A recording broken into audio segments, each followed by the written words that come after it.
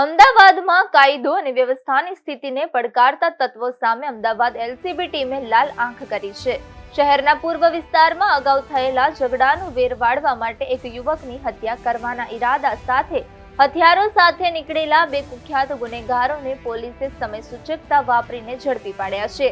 એલસીબીની આ સફળ કામગીરીને કારણે શહેરમાં બનતી એક મોટી ગુનાહિત ઘટના અને લોહિયાળ જંગ અટકાવવામાં પોલીસને સફળતા મળી છે. આરોપીઓના નિશાના પર નિશિકાંત કુશવાહા નામનો વ્યક્તિ હતો. નિશિકાંત કુશવાહા અમદાવાદના પૂર્વ વિસ્તારમાં રહે છે અને સામાન્ય વ્યવસાય સાથે સંકળાયેલો છે. આશરે 1 મહિના અગાઉ આરોપીઓ સાથે કોઈ કારણસર નિશિકાંતનો ઝઘડો થયો હતો. આ વિવાદ એટલો વકર્યો હતો કે આરોપીઓએ નિશિકાંતને રસ્તામાંથી હટાવવાનું નક્કી કરી દીધું હતું.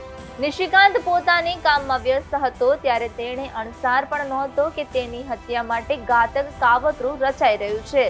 એલસીબીની ટીમને બાતમી મળી હતી કે બે શખ્સો ઘાતક હથિયારો સાથે કોઈ મોટી ઘટનાને અંજામ આપવા જઈ રહ્યા છે. બાતમીને આધારે પોલીસે વોચ ગોઠવીને સંદીપ રજાવત ઉર્ફે છોટે સિંહ અને આયુષ યાદવ નામના બે શખ્સોની ધરપકડ કરી છે.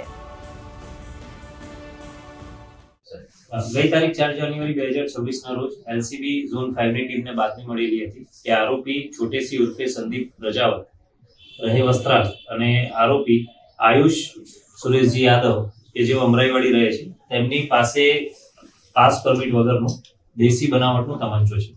જેના આધારે એલસીબી ટીમે તેઓ જ્યારે પોતાના વ્હીકલ એક્ટિવા સાથે પસાર થતા હતા તેમની પીછો કરી અને તેમને તપાસ્યા ત્યારે તેમની પાસેથી એક દેશી બનાવટનો તમંચો, 4 કારતૂસ લાઈવ તથા એક ધારદાર ચપ્પુ મળી આવેલું હતું.